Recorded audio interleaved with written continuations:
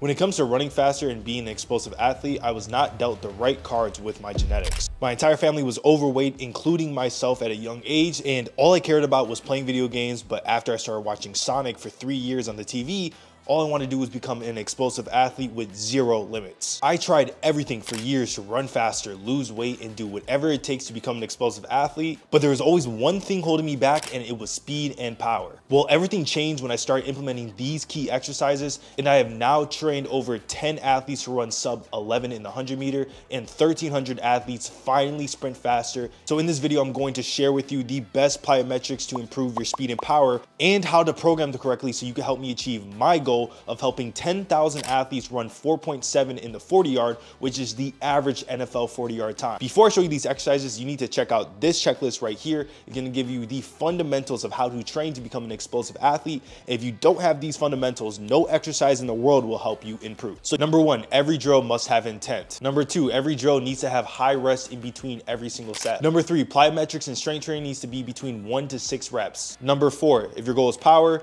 every lift should be between 40 to 70%, and your goal should be to improve your power 1 rep max, not your absolute 1 rep max. Number 5, when doing resisted plyometrics, you should go between 10 to 40%, 30 to 40% for acceleration, and if you're trying to improve max velocity, that's gonna be 10 to 20%. Number 6, your mind must be clear during every plyometric exercise and lift you do. You should never be consciously thinking about your technique. That is for the reflection portion. And number 7, you must track every single yard you sprint, every inch you jump, every exercise you do should have some type of variable that you can improve on every single workout. Something simple called progressive overload. For athletes with the goal to become more powerful and faster, the first step is literally the first step. But what if I told you that you could improve peak power without having to do an insane amount of volume of sprinting every day? If you're an intermediate to beginner athlete, most sprinters will only hit peak power around 10 to 20 yards of the sprinting. This means most of the time when you're sprinting, you're not even training power, even if you're training with max intent. Then we all know that peak power is the most important thing for sprinting faster, but if you can only get it for about a small threshold of 10 to 20 yards, then how are you supposed to train it? For most athletes, this is going to take a long period of time. It's going to take years just to slowly increase that peak threshold, especially if you have below average genetics like most of us. So this is why people go 5 to 10 years of training and they feel like nothing's improving, is because they need peak power to improve. They need to raise the peak power output, but the only way you can do that is by doing sprint training over and over and over again, unless you do this one thing right here. Instead of wasting your time, you're going to do this drill right here to teach your body how to produce horizontal power over a longer period of time. I'm going to call this drill standing quintuple jump. The quintuple means 5 jumps in total. The first step of the drill is you're going to start off at one line every single time. Find that line, mark it down with a shoe, and then you're going to get ready for a broad jump position. Now that you're standing in this position like you're going to do a broad jump, you're going to drive your arms above your head, drive them, snap them down behind your body, and then jump as far as possible for 1 max broad jump. Now, instead of landing on 2 feet for this broad jump, you're going to land on 1 leg. Absorb that force on that 1 leg and then bound forward and try to cover as much distance as possible to the next leg. Now we're doing something that looks like a normal bound. The next step is to bound each step until you hit 5 bounds in total. That first broad jump does not count as a bound. That is just your setup jump. And then you have 5 bounds to cover as much distance as humanly possible. Once you cover this distance, grab your shoe and mark that distance. Rest for the recommended sets and reps I put above, and then you're going to repeat this and try to beat that score next time. So let's say you get 10 feet for your first standing quintuple jump. Your goal is to hit 10.25 feet for the next one. This is going to be your progressive overload. I would not add more sets and reps constantly. I would just try to beat your score next time. That will be progressive overload through intensity. And quick tip, I would preferably do this before you lift. I wouldn't do this after a deep squat as some contrast method. This would be earlier in your workout, either right before your sprints or right after your sprints, something to potentiate your sprints or to improve that explosive power after your sprint training. I used to struggle with early acceleration, but something I never struggled with was late acceleration. Early acceleration is going to be between 5 to 15 yards of your first sprint, and then 15 to 25 yards, you're still accelerating, and that is called late acceleration.